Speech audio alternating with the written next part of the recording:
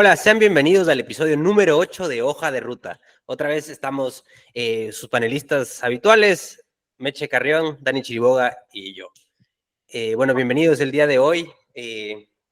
Meche, Dani, ¿cómo están?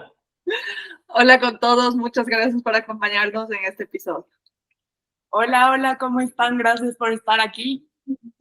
Hoy día vamos a hablar de un tema que nos pareció interesante.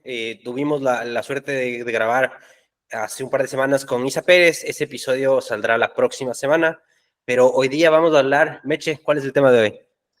El tema de hoy son las habilidades transferibles, que básicamente son habilidades que adquieres por alguna profesión o alguna actividad, pero que también pueden ser utilizados en otros ámbitos. Entonces, la idea es hoy explicar qué habilidades hemos ganado en nuestra profesión, pero que podemos aplicar en otros aspectos de nuestra vida.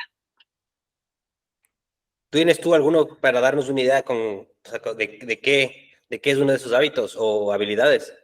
Sí, por ejemplo, a ver, yo siendo psicóloga, una de las habilidades más importantes que tienes que tener es la escucha activa, porque obviamente cuando estás con un paciente tienes que darle toda tu atención, en verdad, no solo oírle, sino escucharle, o sea, entender qué es lo que te está diciendo, también ver qué te dice entre líneas, porque muchas veces lo que te dicen no tiene, a ver, no es tan literal, sino como que siempre hay algo como abajo y tienes que ir como desenmarañando todo ese tipo de cosas. O sea, dices que aprendiste a entender el subtexto que de las palabras de las personas. Sí, y también escuchar en verdad, como darles toda tu atención. O sea, por ejemplo, hay veces que estamos conversando con alguien, pero medio que estás como en el celular o pensando en qué vas a hacer mañana. Y eso obviamente cuando eres el terapeuta de alguien, no debes de hacer, porque a la final la persona te está dando con cada cosa que te dice información súper valiosa. Y, a ver, o sea, somos personas también. Entonces, a veces es un poco difícil como mantener ese ritmo por toda la sesión y sobre todo cuando tienes pacientes después, pero eso es algo que vas entrenando. Entonces, en otros aspectos de mi vida, por ejemplo, he aprendido a que cuando hablo con algún familiar o algún amigo, en verdad intento darle toda esa atención que se merece la persona, porque a la final es también cortesía. Darle a entender como que lo que me estás diciendo es importante y tú eres importante para mí. Entonces yo creo que esa es una de las habilidades que más he trabajado y que me han ayudado muchísimo en varios aspectos de mi vida. Pero yo te hago una pregunta. Ustedes dos tienen un perfil bastante artístico también, porque lo de la escucha activa me parece una habilidad interesante para desarrollar y creo que es importante para el convivir con la gente en general y para tener comunicación efectiva. Pero las dos tienen un perfil artístico, han desarrollado, yo les digo, yo antes dibujaba, creo, pero esa habilidad creo que se me ha ido atrofiando en el tiempo por no utilizarla. Pero ustedes dos tienen clases de cosas. Dani, corrige si me equivoco, tú haces cerámica y Meche, tú pintas. A Sí. ver, Entonces, ¿cómo han extrapolado esa parte creativa que están desarrollando con estas clases y haciéndolo como un hobby o de manera activa? ¿Cómo están extrapolando volver a encender esa creatividad para su profesión o para cómo han mejorado como profesionales utilizando esa parte creativa? Y no por desmerecer tu parte de la escucha activa, porque también me pareció súper interesante, pero pienso que es algo que tienen las dos en conjunto y que me parece que podríamos conversarlo así. para mí fue al revés, porque yo siempre crecí pensando que era la persona menos artística de la vida. O sea, porque, como he dicho, yo estuve en un colegio donde te decían que si pintas en kinder un elefante morado, estás mal porque los elefantes no son morados, ¿ya? Entonces, yo sentí que te cortaban tanto. Obviamente había gente súper hábil naturalmente para el arte, pero no era un colegio que se enfocaba tanto en el arte. Entonces, yo creo que canalicé mi creatividad en cosas que uno no considera tradicionalmente creativo. Por ejemplo, en resolución de problemas, porque al final la creatividad es encontrar nuevos ángulos para resolver algo, ¿no? Entonces, siempre que estaba con algún paciente, digamos, decía como que de qué otra manera podemos darle la vuelta a esto, de qué otra perspectiva se puede ver.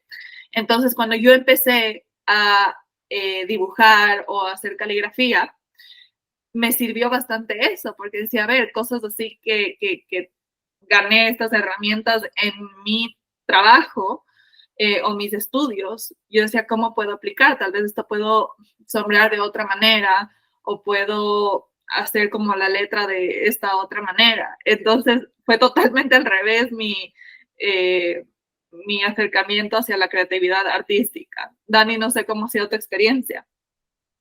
A ver, sí, o sea, efectivamente, por ejemplo, en la comunicación sí se utiliza muchísimo la creatividad. De hecho, por ejemplo, el redactar un copy, el contar una historia, para eso necesitas como pensar muy fuera de la caja en general. Entonces, ¿qué es lo que a mí me pasaba? Y es que en la industria de la comunicación todo ahora es volando. Entonces, yo tenía que producir contenido volando y como que llega un rato que te bloqueas y que te sientes chuta y de ahora de dónde me saco. Entonces, bueno, empecé con esto de la cerámica y a mí la cerámica me ayuda mucho a qué, a tener esa paciencia y a respetar un poco los procesos creativos, porque los procesos creativos no es que salen de un segundo a otro y cuando te pide tu jefe, sino que por eso se les tacha mucho a los creativos de agencias de publicidad y de cosas así como gente vaga. Pero no es así, sino que la creatividad tiene un timeline para desarrollarse. Entonces en la arcilla se trabaja eso muchísimo porque tú tienes dos quemas, ¿ya? Entonces tienes que empezar creando, digamos, la pieza que tú quieres. Después llega una etapa en la que le bizcochas, que es la primera quema. Ahí recién le pintas y después en la última quema, un dato importante es que cuando le pintas no sabes cómo te va a quedar la pieza. Entonces, si no hasta la última quema y ahí puedes ver realmente cómo quedó tu pieza. En este proceso pasan muchas cosas, porque muchas veces las piezas se rompen, muchas veces las piezas se pandean, se llama, que la arcilla vuelve a su forma original y como que se daña la forma de tu pieza. Entonces, todo este proceso como de resiliencia y de paciencia a mí me ha ayudado un montón, porque yo era una persona que estaba como constantemente activa y no paraba, entonces a mí el arte me ayudó como a pensar mejor las cosas. O sea, tenía un poco de esta estructura creativa de proceso. Sí, o sea, me enseñó también a respetar que hay un proceso creativo, que a veces las cosas no van a salir como tú las tienes en mente, que es difícil plasmar las ideas en una pieza artística. Entonces, yo creo que por ahí es algo que el arte me ayudó respondiendo a tu pregunta, Chachi. Me encanta porque yo te digo, en cambio, yo también vengo de procesos más estructurados. A mí me hacía mucha falta un escape creativo, porque yo antes, bueno, era abogado, entonces era muy estructurado y muy rígido lo que se podía hacer. Hay algunos abogados que están reinventando la forma de abordar las leyes y cómo se aborda el mundo de las leyes de los abogados, pero finalmente los procesos legales son muy rígidos, muy de tiempos, muy de plazos, entonces no tienes mucho espacio para la creatividad, más que tal vez redactar muy bonito. Y a mí es algo que me gusta mucho, el tema del escribir, pero era muy encasillado en una sola cosa. Eh, por eso el haber cambiado al tema de ventas, el estar trabajando en eso, si bien me daba algo de espacio de creatividad, como dices tú, en los copies o para escribir mensajes interesantes para potenciales clientes, yo realmente encuentro mi escape creativo cuando empezamos a hacer este proyecto. El aprender a editar videos, cosas que yo antes no. A mí siempre me ha gustado el cine y siempre me ha parecido fascinante la perspectiva de un director y de un director editor sobre todo, porque esos son los que finalmente hacen que encajen todas las cosas. Y aquí, mientras hemos empezado este proyecto, yo he tenido la oportunidad de aprender a editar videos, a subir imágenes, a hacer cosas y escribir algunas cosas como de preproducción de formato, tal vez no al nivel de un director, pero sí me está dando la oportunidad de desarrollar una habilidad que yo siempre me ha gustado y que nunca había podido desarrollarla. En mi casa la que editaba los videos era mi hermana, ella es una genia editando videos, y mi hermano, por el otro lado, es un músico nato. Él silbas una canción y él te saca la canción, te estructura, te graba con diferentes instrumentos y te hace una canción completa en 20 minutos. Entonces yo estoy encontrando mi lado creativo en esta parte de la edición que me ha gustado mucho. y pienso que tiene muchísimas aplicaciones ya a la línea laboral. ¿Por qué? Porque me da oportunidad inclusive de cómo abordo a los clientes. Tal vez les mando un video editado por mí. O sea, hago un video y les muestro algo de manera más creativa. Entonces encontré cómo traer este hobby que estoy desarrollando, cómo aplicarlo todos los días en mi trabajo. Y eso es lo que me parece interesante. Chachis, pero yo cuando he visto a los abogados trabajando, y lo digo porque, por ejemplo, mi mamá es abogada, también te requiere un montón de creatividad, porque cuando tienes que defender a un cliente, por ejemplo, tienes que ver, yo sé qué ley, qué artículo, qué no sé qué, y de estructurar la defensa y todo. Entonces, sí te requiere creatividad dentro de todo, ¿no? No, sin duda, sin duda. Y yo pienso que por eso es una profesión a la que si tú puedes verlo de manera muy pragmática y muy cuadrada, pero si tú sales un poco de esa estructura de confort de decir, leo las leyes y las aplico así, justamente en eso, cómo redacto, qué estrategia, una estrategia diferente, el tema de negociación, todas estas cosas que puedes ir desarrollando como soft skills de afuera, las puedes aplicar en una profesión como el derecho. Para mí el derecho es una profesión hermosa porque tiene mucha versatilidad. El abogado puede hacer muchísimas cosas, no solamente estar en un juzgado, sino gerenciar una empresa o dirigir un equipo de negociación. Es muy versátil lo que puede hacer un abogado y eso es fascinante. Por eso te digo, sí, muchas veces caemos en lo tradicional y lo que creemos que es la carrera y nos podemos encasillar en esa estructura, pero si tienes oportunidades de desarrollar otras habilidades que no están atadas en el derecho en sí, esas cosas puedes traerlas a la mesa y ser una herramienta para ser más exitoso, sin duda. Sí, igual para mí, yo les quería contar que igual algo que me ha servido mucho es que, no sé si les pasa, pero cuando uno hace cosas que evocan a la creatividad, te ayuda un montón también para resolver problemas, porque bien o mal estás como desarrollando un lado de tu cerebro que habitualmente no usas. Entonces, en ese momento como que te vuelves más capaz de pensar por otro lado, capaz las cosas, y eso te hace más hábil para resolver problemas. O sea, yo, por ejemplo, en mi caso, trabajé en un banco y era comunicadora y no trabajaba en un área de comunicación precisamente, sino que trabajaba en un área de negocios. Entonces, había muchos problemas de negocios que todos los veían como de forma tradicional y a veces a mí me iba un poco mejor porque tenía una perspectiva quizás un poco distinta. Entonces podía tener ideas innovadoras que salían de la caja y de hecho por eso también estuve en un momento dado en un centro de innovación, porque justamente ahí se desarrollaban y se cocinaban como los nuevos productos de la empresa y digamos, serví para trabajar en algunos proyectos de ahí. Eso es interesante y empresas enormes aplican esto. Me parece que Google tiene una filosofía de que puedes trabajar en proyectos personales que no estén atados a nada de lo que tú estás haciendo como empresa. Puedes dedicarle creo que el 20% de tu tiempo a un proyecto personal que tal vez no está relacionado a lo que haces en el día a día. Puedes tener estos passion projects dentro de tu empresa, que es interesante porque ellos tratan de desarrollar una figura que no se habla mucho. En el Ecuador yo no he visto mucho el que se habla de esto que se llama el intrapreneur. No es el entrepreneur, que es el emprendedor, sino el intrapreneur es gente que no quiere trabajar en una empresa, pero además quiere innovar dentro de esa empresa. Y empresas como Google, General Electric en su momento, IBM, tenían silos donde la gente, o espacios, no voy a decir silos, espacios donde la gente podía tener este arenero donde probaban cosas de manera rápida y cosas interesantes las implementaban después. Gmail es la idea de un señor que no tenía nada que ver con el tema de desarrollo, pero se le ocurrió esta idea y la terminaron implementando en Google y ahora es parte de su suite, una de las partes más importantes de la suite de Google. Entonces, es interesante que las empresas permitan que la gente desarrolle estos soft skills. Muchas veces dices, no, tienes que sentarte a trabajar y haces lo tuyo, lo mismo de 9 de la mañana a 5 de la tarde y pierde mucho talento.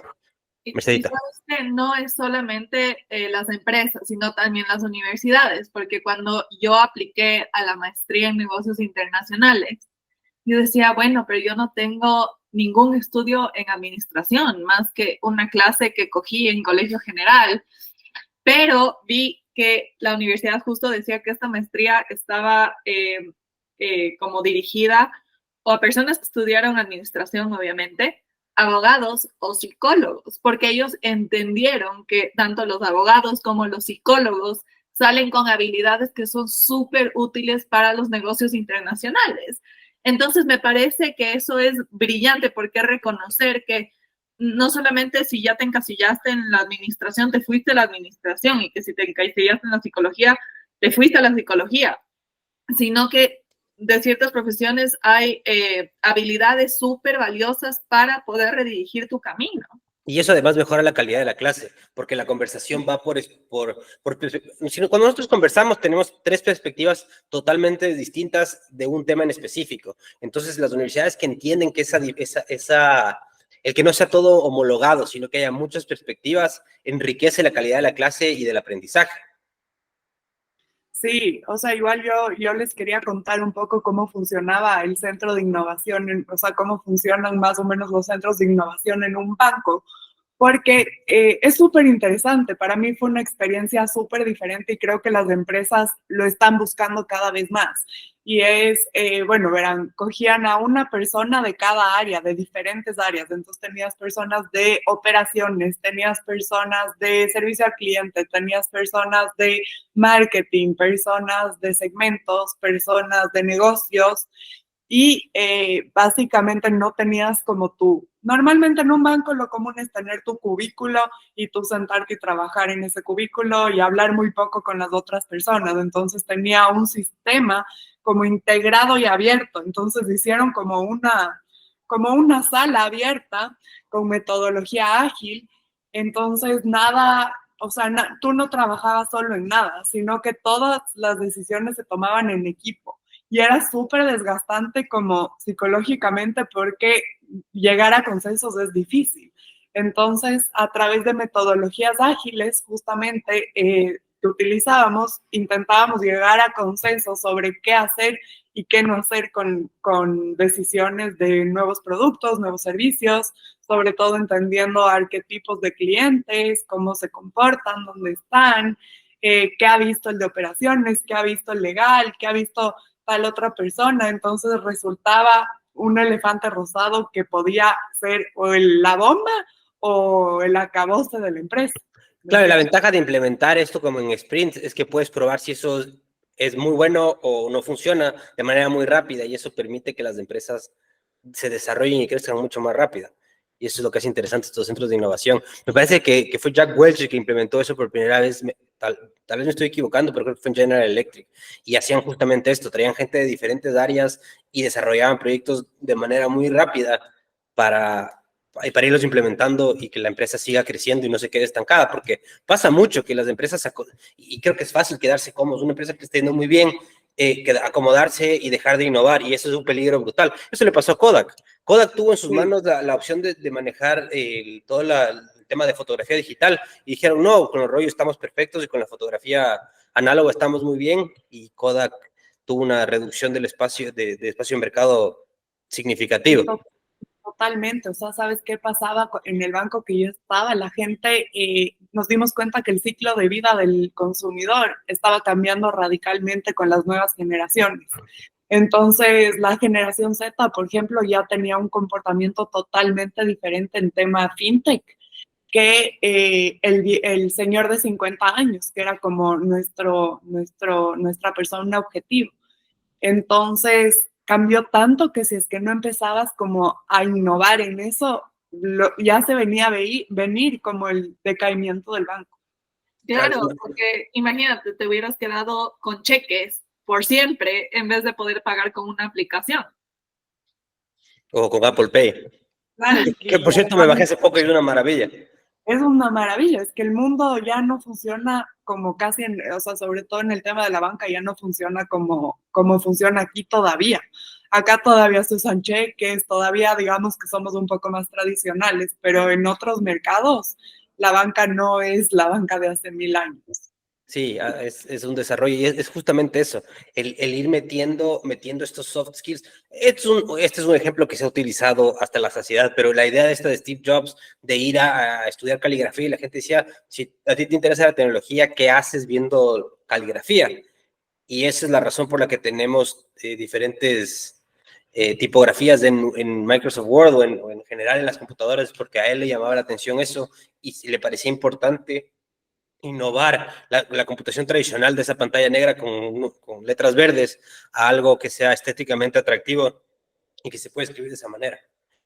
Como un poco para ir cerrando la idea, si ustedes pudieran este rato escoger un soft skill o un hobby que crean que les puede servir a futuro, ¿qué les gustaría escoger? O sea, ¿qué harían en este rato qué les llama la atención? A mí me llama full la atención la oratoria, porque creo que el saber cómo expresar bien tus ideas es algo que va a revolucionar todo, o sea, cualquier aspecto de tu vida, desde cómo vender un servicio a una persona hasta cómo expresarte mejor, cómo resolver conflictos. Entonces, si es que yo podría escoger, me encantaría tener mejores skills de oratoria.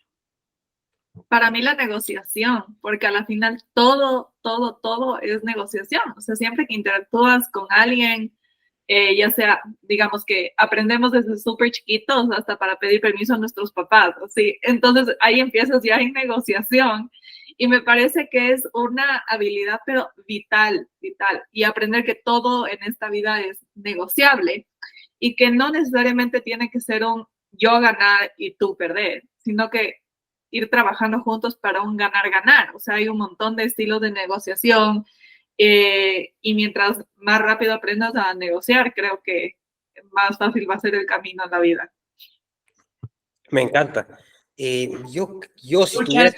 yo tuviera que escoger una este rato, creo que si quisiera desarrollar más mi habilidad para escribir. O sea, yo creo que escribo bien, pero quisiera ir descubriendo otros, porque yo creo que escribo bien en cosas, no sé cómo decir esto, Formales. eso, tal vez formales o académicos, pero quisiera adentrarme un poco más en la escritura. Ay, se me escapa el término. Está súper obvia tu habilidad para el lenguaje, Chani. Es que no saben qué pasa, que quiero decirlo en inglés. Quiero decir en inglés, pero no quiero sonar atorrante, entonces es fiction y non-fiction, entonces soy muy bueno para ficción y no ficción. Ajá, ficción y no ficción, qué estúpido, por eso estaba con eso en la punta de la lengua y no quería quedar mal, ya me hicieron quedar pésimo. Voy a tratar no voy a editar esta parte para que vean que esto es natural, pero sí, la parte de ficción me gustaría adentrar un poco más y escribir cosas de ficción, porque yo escribo mucho no ficción, escribo mucho cosas profesionales, artículos y cosas todo el tiempo. Escritura creativa podría ser la palabra. Esa es la palabra, escritura creativa.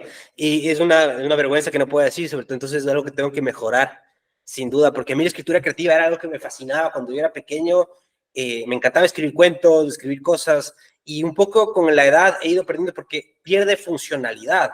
Y yo creo que en estos últimos años yo he caído un poco en eso de la funcionalidad, que ahora nos pasa que no podemos estar un solo minuto sin hacer algo funcional. Si leo un libro, tiene que ser un libro que funcione, un libro que me dé algún conocimiento extra y que sea para ser más exitoso o poder vender más o poder hacer más plata. Pero a toda esa parte creativa que creo que es importantísima, le hacemos un poco de menos y de lado porque no es productivo, no me genera nada más que satisfacción.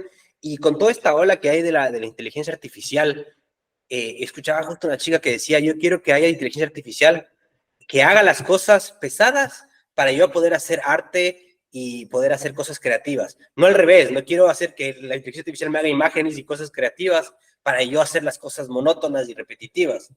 Entonces me pareció súper poderoso porque es verdad, o sea, la inteligencia artificial nos va a dar muchas herramientas para poder quitar del medio actividades que no nos satisfacen o no nos llenan tanto, que son mecánicas y necesarias, nos va a permitir avanzar eso más rápido.